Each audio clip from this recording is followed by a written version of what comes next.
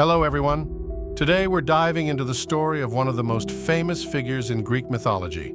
In the vast world of ancient myths, few names shine as brightly as Hercules, the demigod born of Zeus and a mortal woman whose strength defied imagination and whose life was shaped by both glory and tragedy. But behind the image of a fearless hero lies a story of trials, rage, redemption, and an unrelenting quest for meaning.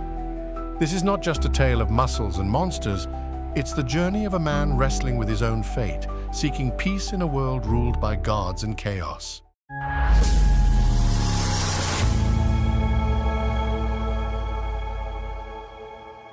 On the peak of Mount Olympus, where clouds wreathed marble columns and the stars bowed to gods, the queen of the heavens seethed in fury. Hera, majestic and terrible, clenched her fists as the truth unraveled before her. Zeus, her husband, the king of gods, had once again betrayed her. This time, not with a nymph, not with a goddess, but with a mortal woman, Alcmene. Hera's pride, wounded beyond healing, boiled into vengeance. She descended not in storm or fire, but in silence, silent as death. That night, Alcmene lay in pain, struggling to birth her child. Hera, in disguise as a midwife, slowed the labor with enchantments. Days passed in agony until finally Alcmene delivered twins, Iphicles, son of her husband Amphitryon, and Heracles, son of Zeus. Zeus, proud of his demigod son, declared that a child born of his blood would rule all men. But Hera twisted fate. She arranged for Eurystheus, another descendant of Zeus, to be born early. Thus, the prophecy bent not toward Heracles, but toward a cowardly prince. Hera's vengeance did not stop there. She sent two serpents slithering into the nursery one silent night. Their eyes glowed with celestial venom. But infant Heracles, just months old, grasped them with his chubby fists and crushed them. The gods watched in awe. Athena, goddess of wisdom, saw promise in the boy. "He is more than muscle. He will suffer and rise," she whispered. And so it began, the life of Heracles, born of thunder, shadowed by divine hatred. Alcmene watched her son grow with a mixture of pride and dread. By age 5, he could lift a horse. By 10, he out-wrestled grown men. Mortals whispered, was he a god or a curse? Taught by the finest mentors, Chiron the wise centaur, Linus the musician, Heracles learned more than war. He studied poetry, music, philosophy, but his strength often betrayed him. One day, in a fit of frustration during a music lesson, he struck Linus. The blow was fatal. Though accidental, the guilt haunted him. Amphitryon sent him to the countryside, hoping the wild would tame his soul.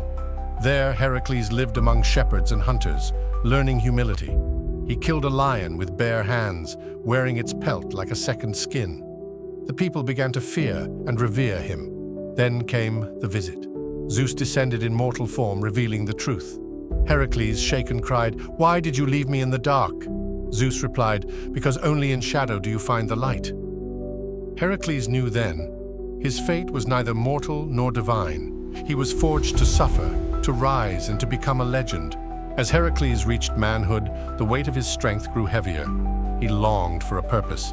He joined campaigns, fought beasts, protected villages, but his deeds often frightened those he saved. He married Megara, daughter of the Theban king. With her, he found fleeting peace. They had children, and for a time Heracles smiled freely. But Hera had not forgotten.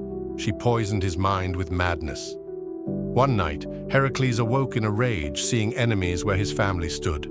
When the fog lifted, his wife and children lay lifeless by his hand. The city fell silent in horror.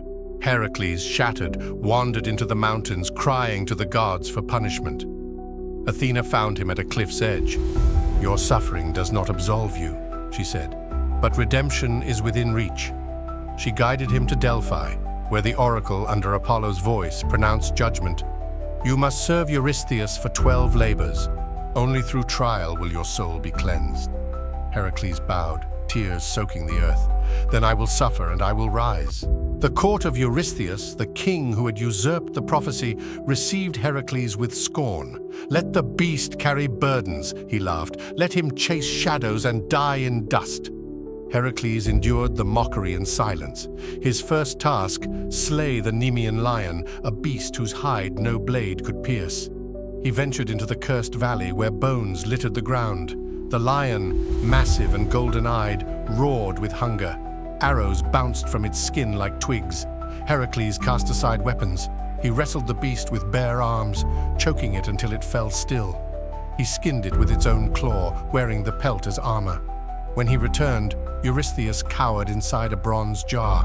But this was only the beginning. Between labors, Heracles wandered lands foreign and cruel. Each task broke part of him.